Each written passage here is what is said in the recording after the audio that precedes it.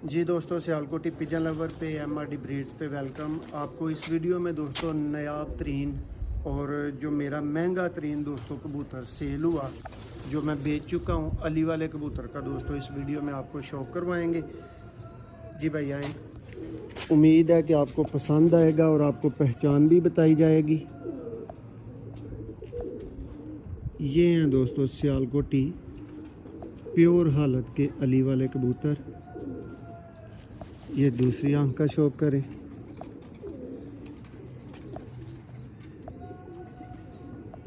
अब आपको इसका पर दिखाते हैं।